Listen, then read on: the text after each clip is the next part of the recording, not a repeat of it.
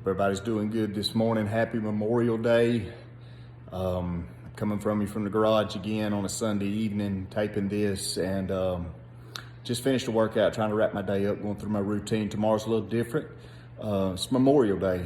It's a day I always think of my grandfather, Herman, World War II vet, fought on the front lines, Purple Heart recipient, 100% disabled veteran. And learned a lot of lessons from this man. But this was a man that I could say, fought to give us the freedom. I always think about this, think about him, some of the lessons he taught me. And it's people like him, men and women of our military and armed forces, that made a lot of sacrifices so that we could have our freedom. So thank you. If you're a veteran, thank you for the service that you provided for our wonderful country, still the greatest country on earth. I believe that with all of my heart. Thank God for the red, white, and blue. Thank God for America.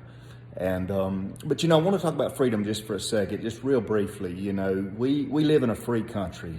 We live in a country where we don't have to worry about enemy forces around us. Because we've got the strongest military in the United States, and it's tested from time to time, and we always stand up. And again, thanks so much for our armed forces and our veterans. But we still have a lot of people. We may have the freedom of religion, or the freedom to bear arms, or the freedom to vote, but there's still a lot of people in the United States that live in bondage. And I want you to think about this. There's many different types of bondage and many different types of warfare. And there's a lot of people that are, you may have the freedom to go and come as you please, but there's so many people that live without financial freedom. And what I mean by that, they're still living paycheck to paycheck. They're still worried about Friday coming, and not having enough money at the end of the month, or running out of money before they run out of month. And, I want you to really meditate on this, as we celebrate Memorial Day, a day where we celebrate our freedom. I want you to really think about that. Are you financially free? Are you able to make choices without worrying about how you're going to pay for this or that? Are you able to send your kids to the schools that you want to send them to? Live in the neighborhoods that you want to live in? Can you really celebrate freedom? And if you can, wonderful. But if you can't, do something about it. Take this day to reflect. A lot of you are off today, not working. You're at home with your family. Take 15, 20, 30, even an hour to reflect on that. Are you financially free? And what are the steps that you need to take to do something about it if you're not? Because, thank God again for our armed forces and our military and all of the men who fought and bled and died for our freedom. But, you deserve financial freedom as well. Do the things you need to do. I talked last week about having an imagination, imagining the life that you want. But imagining's not enough. You got to put some action behind it. Faith without works is dead. So I want you to really think about that today as you celebrate Memorial Day. Am I really free? And if not, what's holding you back? See, a lot of us, it's right here. This is the battle that we fight. It's in our mind. We don't feel like we deserve financial freedom, or we don't have the knowledge of the skills that we think that we need to be financially free. Well, listen, if you don't have the skills, go get the skills. But a lot of times it's not our skill, it's our will. We're not willing to do the work that we need to do, or we're not willing to get out there. It sounds good. It sounds wonderful to say, I want to be financially free, but you got to will it into existence.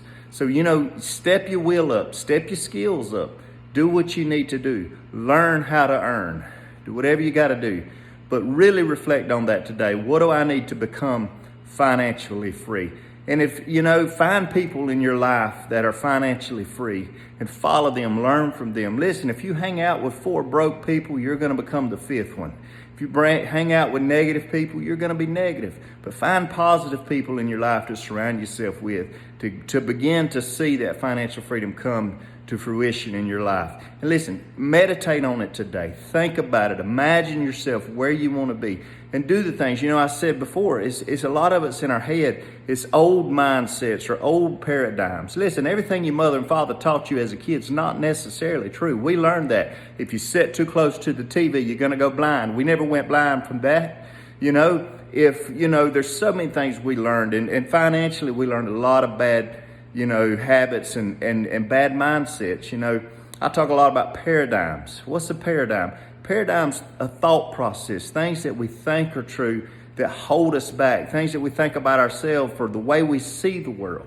Listen, people that are financially free, they see the world, they see business, they see success differently. They see through a different mindset than people that are in financial bondage. So I want you to really think about, what are some of the bad mindsets that are holding you back? What are some of the things from your childhood that you still identify with as an adult that maybe they're holding you back and causing you not to be able to be as financially free as you want to be? And what if you've come a long ways? What if you look back and you say, I'm so far ahead of where I was as a child, or how I grew up, or this or that? That is wonderful. Thank God for that. But listen, there's still a long way to go. Don't let, there's a saying that good is the enemy of great, and it's absolutely true. If you got a good life, wonderful. If you got to, make a good income, wonderful. But don't settle for good if greatness is out there and is in your destiny.